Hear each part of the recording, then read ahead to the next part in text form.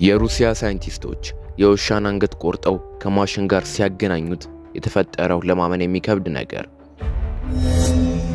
ለማመን በሚከብድ መልኩ የማይድን የሳንባ ችግር ያለባቸው ታካሚዎች በመቀመጫቸው እንዲተነፍሱ የሚያስችል አዲስ ዓለምን እያነጋገረ ያለ ሕክምና ጥበብ። በስህተት ከእስር ቤት ተለቆ ሙሉ የእንግሊዝ ነዋሪዎችንና ባለስልጣኖችን ሳይቀር ያስደነገጠው ኢትዮጵያዊ ወንጀለኛ። የገዛ ክፍል ጓደኛውን በአጠና መቶ ገድሎት ቆራርጦ የበላው ዓለምን ያስደነገጠ ግብፃዊ ታዳጊ። ውድ የሀበሻ ማጋዚን ቤተሰቦች በዛሬው ዝግጅታችን እነዚህንና ሌሎች ከሰሞኑ በዓለም ዙሪያ በሚሊዮኖች ዘንድ የተሰሙ አስገራሚና አስደንጋጭ 10 ዜናዎችን ይዘን መጥተናል። ማሳሰቢያ፣ ከእነዚህ ቪዲዮዎችና መረጃዎች መካከል አንዱ እንደ ድንገት ሕይወታችሁን ከአደጋ ሊያድነው ስለሚችል እስከ መጨረሻው መመልከት እንዳዘነጉ። ይህ ሀበሻን ማጋዚን። እንደ አውሮፓውያን አቆጣጠር ነው ከ1920 እስከ 1930 ባለው ጊዜ ውስጥ የሶቪየት ህብረት ሳይንቲስቶች ዓለም ያላየውን ፈጠራ ይዘው ለመምጣት ተፍ እያሉ ነበር። ታዲያ በዚህ ጊዜ አንድ የሶቪየት ህብረት ሳይንቲስት ለማመን የሚከብድ ነገር ይዞ ይመጣል። በመጀመሪያ በሕይወት ያለ ጤነኛን ውሻን አንገቱን ይቆርጠዋል። ከዛም በከፍተኛ ጥንቃቄ እያንዳንዱን የዚህን የውሻ አንገቱ ላይ የቀሩትን የደም ስሮች ከዚህ ማሽን ጋር ያገናኘዋል። ብታምኑ ባታምኑ ይህ አንገቱ የተቆረጠ ውሻ ለ30 ደቂቃዎች ያክል በሕይወት መቆየት ቻለ። ይህም በፊት ለፊት የምትመለከቱት እውነተኛ በዚህ ጊዜ የተቀረጸ ተንቀሳቃሽ ምስል ነው። ማሽኑ ካርዲዮ ፐልሞናሪ ባይፓስ ወይም በምህጻረ ቃል አጠራሩ CPB ተብሎ ይጠራል። ይህ ማሽን ከዛን ጊዜ ጀምሮ እስካሁን ድረስ በዓለም ዙሪያ የተለያዩ ታካሚዎች የሚጠቀሙበት ነው። የልብ ቀዶ ጥገና ሲካሄድ ልባችን መምታቱን ሲያቆም ወይም ሳምባችን መስራቱን ሲያቆም ይህ ማሽን ወዲያውኑ እንዲገባልን ይደረግና በዚህ ማሽን አጋዥነት ቀዶ ጥገና ይደረጋል። ማሽኑም በአጭሩ እጅግ ለማመን በሚከብድ ሁኔታ የልብና የሳምባን ስራ በአንድ ጊዜ የሚሰራ ሲሆን እንበልና የሰው ልጅ አንገቱ ተቆርጦ ከዚህ ማሽን ጋር ቢገናኝ ለሰዓታት ያክል ያለምንም ሰውነት በሕይወት መቆየት ይችላል። በእርግጥ ያኔ የሶቪየት ህብረት ሳይንቲስቶች ጨካኝ ቢመስሉና ውሻው ላይ ያልተገባ ነገር ቢያደርጉም የዛኔ ፈጠራ ግን እስካሁን ድረስ ለዓለም እጅግ ጠቃሚ ሆኖ አልፏል። ከሰሞኑ በዓለም ዙሪያ በሚሊዮኖች ዘንድ መነጋገሪያ ከነበሩ ጉዳዮች መካከል በአይስላንድ በታሪክ ለመጀመሪያ ጊዜ የተገኘው ቢምቢ ነበር። ስለዚህ ጉዳይ ለማታውቁ ሰዎች በአንታርክቲካና በአይስላንድ ምንም አይነት ቢምቢ ወይም ትንኝ የማይኖር ሲሆን በዓለማችን ላይ ከቢምቢና ከትንኝ የጸዱ ቦታዎች ተብሎ የሚጠቀሱትም እነዚህ ናቸው። ነገር ግን ከሰሞኑ ለማመን በሚከብድ መልኩ በአይስላንድ ለመጀመሪያ ጊዜ ሞስኪቶ ወይም እኛ በተለምዶ ቢምቢ ወይም ትንኝ ብለን የምንጠራት ነፍሳት ተገኝታለች። ታዲያ ይህ ምን ያስደንቃል ማለታቸው አይቀርም። በመጀመሪያ ደረጃ በአይስላንድ ያለውን ከፍተኛ ቅዝቃዜ የተላመደች ቢምቢ መሆኗ ነው። እስካሁን ድረስ ሞስኪቶች ይህንን አይነት ቅዝቃዜ የማይችሉ ሲሆን የተገኙት ቢምቢዎች ግን ይህን አይነት ቅዝቃዜ መቋቋም እንደሚችሉ ተነግሯል። ይህ ብቻ ሳይሆን በዓለም ዙሪያ ያለው የዓለም ሙቀት መጨመርም ለዚህ አደገኛ ለውጥ አስተዋጽኦ እንዳደረገ የተነገረ ሲሆን ታዲያ ይህ የሙቀት መጨመር የማይስተካከል ከሆነ በቅርቡ ዓለማችን ያልታየ አይነት ለውጥ ልታሳይ እንደምትችል እየተነገረ ይገኛል። በዓለም ዙሪያ ከሰሞኑ በሜዲካሉ ዓለም ከተሰሙ እጅግ አስደንጋጭና አስገራሚ ጉዳዮች መካከል ይህ አሁን ቀጥዬ የምነግራችሁ ነገር ነው። ብታምኑ ባታምኑ የሳንባ ችግር ያለባቸውና በቀጣይ በጣም መተንፈስ የማይችሉ ሰዎች በመቀመጫቸው እንዲተነፍሱ ለማድረግ የሚያስችል ቴክኖሎጂ እየተሰራ ይገኛል። መጀመሪያ በአይጦችና በአሳምቦች የተሞከረ ሲሆን ይህም አመርቂ ውጤት እንዳመጣ የተነገረለት የዚህ የሜዲካል ኤክስፐሪመንት በቀጣይ ዓመታትም ወደ ሰው ልጆች ሊገባ እንደሚችል ተነግሯል። ታዲያ አደገኛ የሳንባ ችግርና አደጋ የደረሰባቸው ሰዎች ምንም የሜዲካል እርዳታ ሳያገኙ ወዲያውኑ ከሚሞቱ በመቀመጫቸው ለጊዜው እየተነፈሱ ከዛ በኋላ ሕክምናው ተደርጎላቸው ወደ መደበኛ ተነፋፈሳቸው እንዲመለሱ የሚያደርግ መንገድ ነው። ይህም የሚሆነው በመቀመጫቸው በኩል ኦክሲጅን የሚላክ ሲሆን ኦክሲጅኑም በጋዝ ወይም በፈሳሽ መልኩ እንደሚላክ ይጠበቃል። ታዲያ ይህም ኦክሲጅን በአንጀታችን በኩል ባሉት ትንንሽ የደምና የደም ቧንቧዎች ይመጠጥና ሰውነታችን ወዲያውኑ ከመሞት ይልቅ የኦክሲጅን ቡስት እንደሚያገኝም ተነግሯል። ዓለማችን በእርግጥ እጅግ የተለወጠችም ትገኛለች።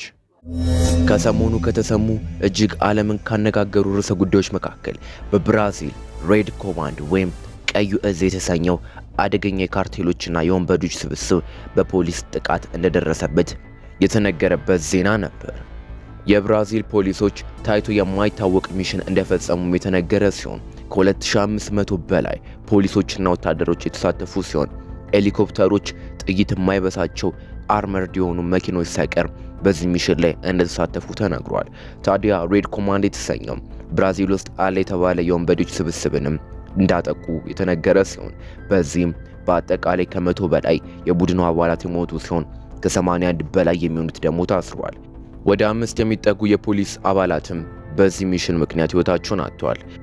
ሬድ ኮማንድ የተሰኘው የብራዚል የወንበዶች ስብስብ ከ15000 እስከ 20000 የሚደርሱ የተለያዩ አባላት እንዳሉት የሚነገር ሲሆን ይህ አደገኛ ወንበዴዎች ስብስብ ያሻውን ሲፈልጥ፣ ሲቆርጥ፣ ሴቶችን ሲያግት፣ ሌሎችን ሲደፍር እንዲሁም ሲዘርፍ የደበረውንና ያልተመቸውን ደግሞ ጫካ እያስገባ ሲረሽን የነበረ አደገኛ ደም አፍሳሽ ቡድን እንደሆነ ማስረጃዎች ያሳያሉ። ነገር ግን የብራዚል ፖሊስ እስካሁን ድረስ ወደ 200 የሚሆኑት የቡድኑ አባላት ላይ ብቻ ነው ይህንን ሚሽን መፈጸም የቻለው። ይህ ሬድ ኮማንድ የተሰኘ አደገኛ ግሩፕ ግን ከ15000 እስከ 20000 የሚሆኑ አባላት እንዳሉት ይነገራል። ታዲያ የተወሰነው የግሩፕ አባል ብቻ የተገደለ ሲሆን ፖሊስም ይህንን ዘመቻ አጠናክሮ ካልቀጠለ ይህ ሬድ ኮማንድ የተሰኘ አደገኛ ማፊያዎች ስብስብ መልሶ ማገገሙ እንደማይቀር የታወቀ ነው። ከሰሞኑ በዓለም ዙሪያ እንዲሁም በተለያዩ የእንግሊዝ ሚዲያዎች እጅግ መነጋገሪያ ከነበሩ ጉዳዮች መካከል ሀዱሽ ገብረስላሴ ቅባቱ የተሰኘው ይህ በፊት ለፊት የምትመለከቱት ሰውዬ ከእስር ቤት መለቀቁ ጉዳይ ነበር። የተለያዩ የዜና ጣቢያዎች እንደሚናገሩት ከሆነ ሀዱሽ ገብረስላሴ በእንግሊዝ ሀገር አንድ የ14 ዓመት ታዳጊ እንዲሁም ሌላ ሴት ላይ የጾታዊ ትንኮሳ ካደረሰ በኋላ የ12 ወራት እስራት ተፈርዶበት ነበር። ከፍርዱም በኋላ ወደ ሀገሩ ወደ ኢትዮጵያ ዲፖርት እንደሚደረግም ተነግሮ ነበር። ታዲያ ነገር ግን የሰውዬ ዲፖርት መደረጊያ ጊዜ ሲደርስ ፖሊሶቹ ተሳስተው ዝም ብለው ይተውታል ወይም ይለቁታል። እሱም እሰሩኝ ብያቸው ነበር ቢልም ነገር ግን ይህን ሰውዬ ማንም ከቁብ አልቆጠረውም፣ በስህተት ይለቁታል። ከዛም በኋላ ግን መልሰው አግኝተው ወደ ኢትዮጵያ ዲፖርት እንዳደረጉት ተነግሯል። ታዲያ ብዙ የእንግሊዝ ጣቢያዎችም ይህን ነገር የዘገቡ ሲሆን ብዙ እንግሊዛውያንም የፖሊሶቹን ስህተት አሳፋሪ ነው ብለው ተቃውሞት ነበር። ይህ በፊት ለፊት የምትመለከቱት አደጋ በአገረ ቬንዙዌላ የተከሰተ ሲሆን አንድ አነስሊን ገሰገሰና ፓይለቱም አብሮ የነበረውም ረዳት አብራሪ ህይወታቸው ያልፋል።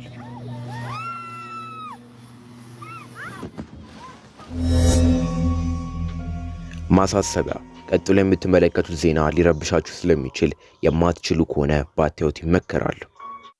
ነገሩ የተከሰተው በሀገረ ግብጽ ባሳለፍነው ሳምንት ነው።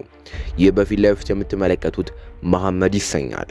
እንደ መደበኛ ቀን ተምሮ ከትምህርት ቤት ወደ ቤት እየተመለሰ ሳለ ነበር ያልተጠበቀ ነገር የደረሰበት።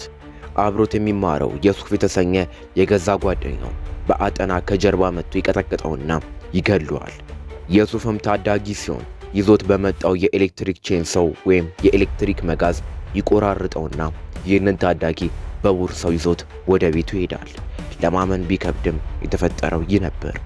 የቆራረጠውንም በድልድይ ስር በተለያዩ ቦታዎች የደበቀው ሲሆን ቀሪውን እንደተመገበው ተነግሯል። የግብጽ ፖሊሶች ይህንን ሲሰሙ ምን አለ ህልም በሆነ ምን አለ እኛስ ባልሰማነውና ኤአይ በሆነ ብለው ነበር። ነገር ግን እውነታው ይሄ ነው።